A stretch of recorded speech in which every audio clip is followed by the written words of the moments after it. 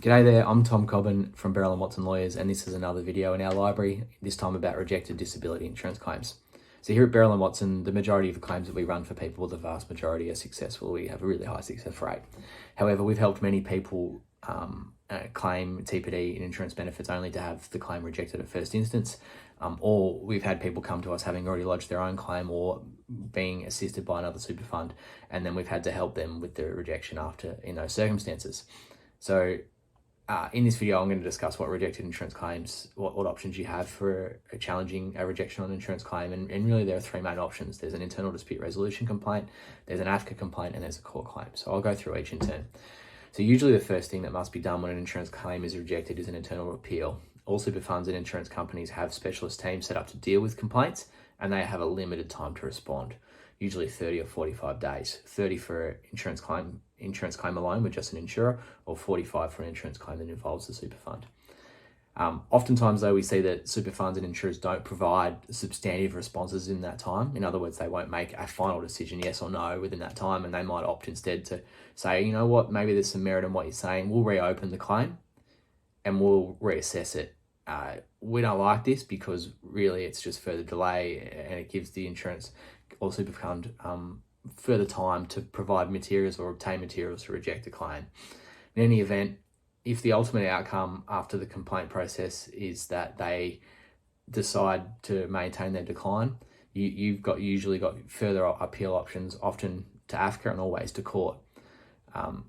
So if the IDR response, internal dispute resolution response, is not in your favour, you need to weigh up whether or not you go to AFCA or court, and we can always provide you with some free advice specific to your circumstances about which suits, because there are differences.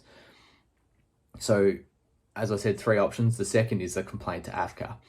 The Australian Financial Complaints Authority is AFCA. Sorry about the acronym, sorry about the jargon.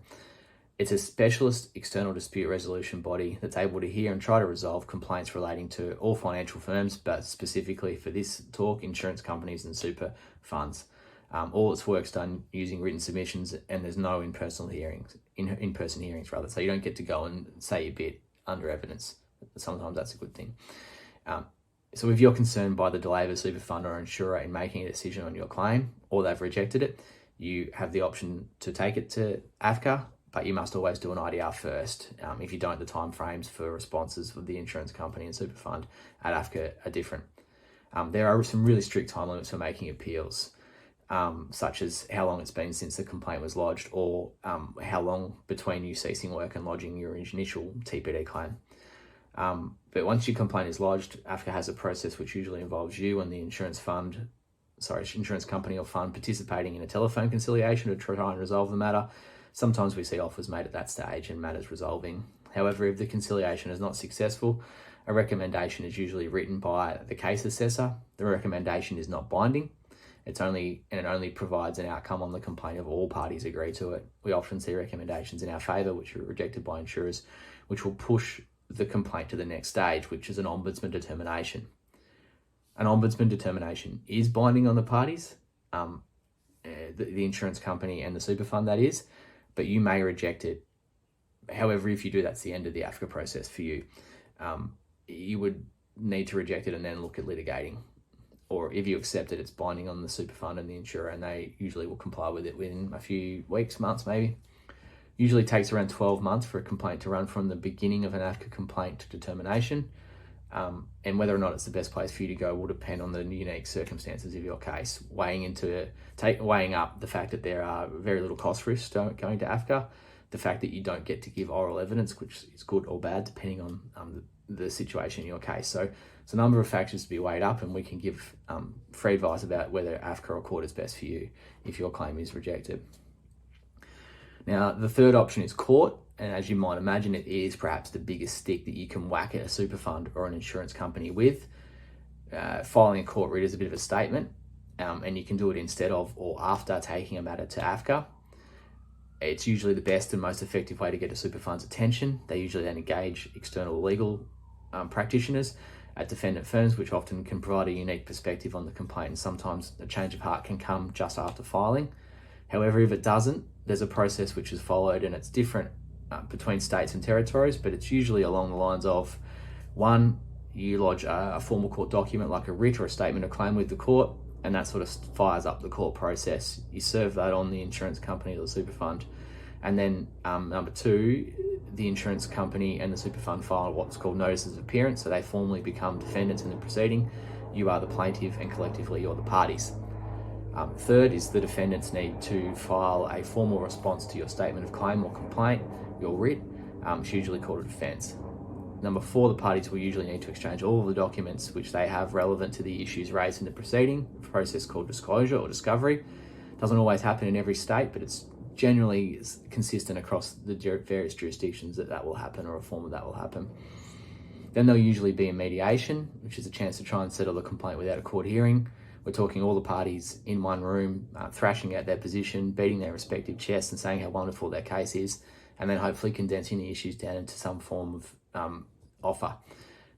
You have to participate in a mediation in every state that I know of.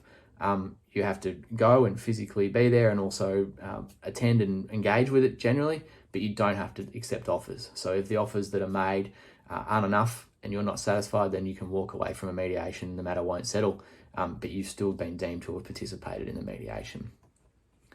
Most claims, I've got to say, do settle at mediation, but if it doesn't settle at mediation, there'll be a court hearing. There's usually settlement discussions all the way up into the court door, and even sometimes after some of the evidence is given in a court proceeding. But if the if the hearing does go ahead, there'll usually be barristers representing you in addition to the legal practitioners.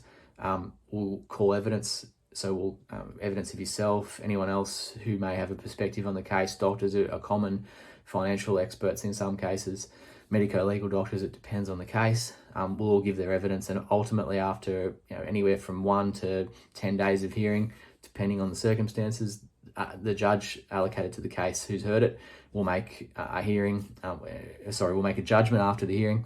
It can be sometimes weeks or months after the actual hearing when you get that judgment, oftentimes months. If you win your case, excellent, happy days. You get what you're asking for, plus some or all of the costs which you've incurred in the proceeding in running the case.